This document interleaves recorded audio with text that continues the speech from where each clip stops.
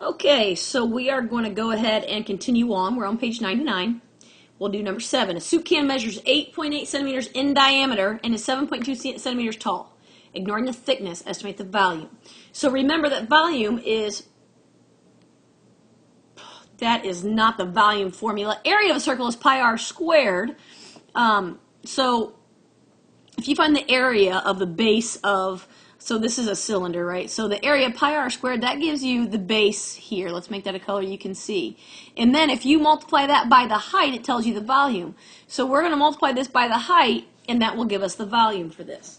So when I'm looking at the numbers that I have, this 8.8 is the diameter, so cut that in half. So 4.4 is my radius. So I'm going to have pi times my radius, which is 4.4, square it, and then multiply by 7.2. Okay, so remember that pi is approximately 3.14, or you can use your pi button. I use 3.14 because I forgot my calculator at work and I'm using my cell phone. And I come up with a volume of approximately 437.69 cubic centimeters, right? Radius is there twice, so here's 2, here's a third, and that's why we have cubic centimeters. All right, well, the fun part is that we can take cubic centimeters and change it to milliliters using this right here. So remember, a cubic centimeter looks like this. Got the 3 there, and that equals 1 milliliter. So when I look at number 8, find the volume of the soup can from above in milliliters. So I've got 437.69 centimeters cubed. And if I'm doing the math on that, right, put it over 1. And now we know that 1 cubic centimeter is 1 milliliter. Centimeters cubed cancel out. I multiply across. So I end up with 437.69 milliliters. Right? So cubic centimeters and milliliters are the same. Now, so I have 437.69 milliliters. Number 9 then says, well, how many liters is this? So if you go back to page 88, I believe, where you've got the counting page for the metrics, we know that from milliliters to liters, I have to go left 3 places. So I go up to my 1, 2, 3. So I have 0.43769 liters for number 9. Okay, so we kind of combining and putting it all together. Number 10, go ahead and hit pause. Do number 10 together. It's running through basically 7, 8, and 9 all together. In 10, you start by finding the volume. So I multiply the 3 pieces together, 30 by 45 by 60, and I get 81,000 cubic centimeters. We know that a cubic centimeter is the same as a milliliter, so I have 81,000 milliliters. To go from milliliters to liters, I have to go 3 places to the left, so my final answer in number 10 is 81 liters. Okay, using the same concept, except now we have a cubic foot. So 1 cubic foot equals 7.48 gallons. So I want you to hit pause. I want you to try 11, 12, and 13, and then come back, and I'm going to go through each one of these. But try to do them yourself first, see how you do.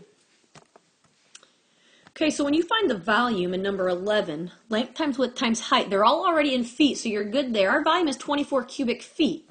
So if I have 24 cubic feet, and I know, based on what they tell me, that 1 cubic foot is 7.48 gallons. Well, it's approximately that. Right? This allows my feet cubed to go away. I multiply across, and I will have 179, approximately 0.52 gallons of water. That's a lot of water, right? Let's look at number 12. Now, in number 12, you notice that you have 40 feet by 30 feet by 18 inches. So hopefully a red flag goes off right away because you have your third item is in inches. So our first step is to say 18 inches. Well, there are 12 inches in 1 foot. So that's the same as having 40 feet by 30 feet by 1.5 feet. We need all 3 of those, excuse me, to be in feet. So when I, when I multiply those all together, I get 1,800 cubic feet. Now I'm ready to multiply by my 1 cubic foot is 7 0.48 gallons. My feet go away, multiply across, and you've got 13,464 gallons of water in your basement. Sorry, Jane. Looks like you're going to be working late into the night. And number 13. Find the gallons of water from number 10 above. Number 10 above had 81 liters of water in it. So they tell you, would it be nice to know? Well, yeah, thanks. 1 gallon of liquid is 3.78541 liters.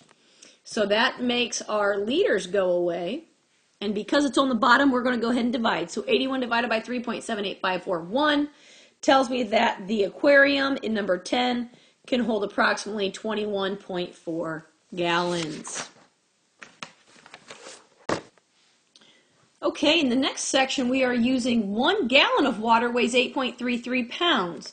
So hopefully, number 14 should be fairly easy. What do conversions? Well, we could do 1 gallon is 8.33 pounds, or 8.33 pounds is 1 gallon, right? Same concept we've been doing over and over and over. So now let's go to 15. How much does a cubic foot of water weigh in pounds and then in ounces? So we have 1 cubic foot of water. Well, what do you know about 1 cubic foot?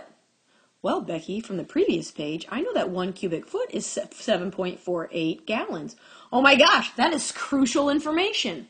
Because if you know that you have 7.48 gallons of water, and you know that from the information they just gave us, 1 gallon is 8.33 lbs, well, gallons go away, and now I have pounds.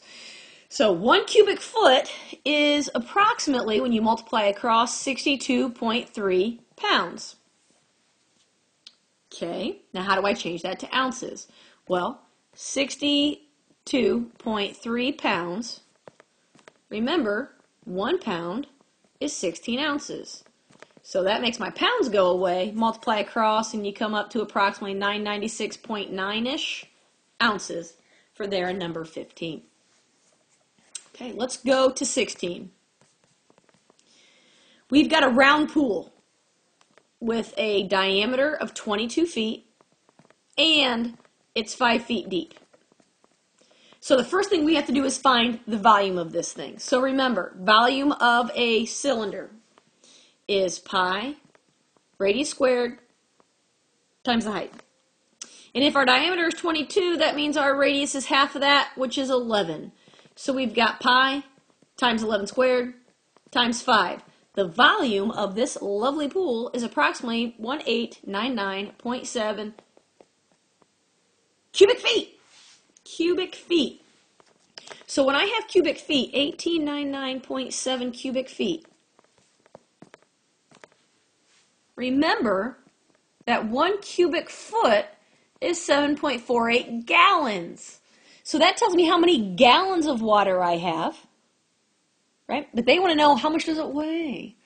So now that I'm in gallons, you can say, oh, well, thankfully, they just told me that 1 gallon is 8.33 pounds. So that gets rid of my gallons. Now I can multiply my 1,899.7 times 7.48 times 8.33, and I'll come up with 118,367.267 pounds.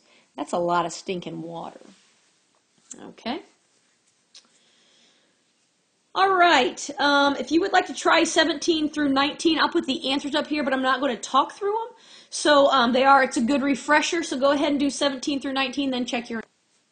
Okay, real quick in 17, I've got it all written out here. So you notice that you start in, meters per second is what you start in. So we have meters on the top, seconds on the bottom. And you've got to change both of them because you want miles per hour. So the first thing I did was go from meters to yards. Then I went from yards to feet, feet to miles. Now my numerator is in miles, and that's where I want to go. Then I worked on my denominator and said I need to change seconds to minutes, so bottom to top, and then minutes to hours. So now in the top I have miles, in the bottom I have hours. Multiply everything on the top, divide by the number on the bottom, and you should come up with a big honking number of 668,000,000 400,900, and that is miles per hour. You have 122 kilometers per hour. You want to change it to miles per hour. So 1 kilometer is 0.621 miles, multiply across, and that is 75.762 miles per hour. And in number 19, we're starting with 2,500 gallons per hour, and we want that to be in liters per minute. So the first thing I did was say, let's go from hours to minutes. So it was quick to get minutes in the bottom. That's what I want. And then I said, okay, I can go from gallons to quarts and from quarts to liters. So now when I multiply the top, divide by the numbers in the bottom, I end up with 157.67 liters per minute. And that is the next video.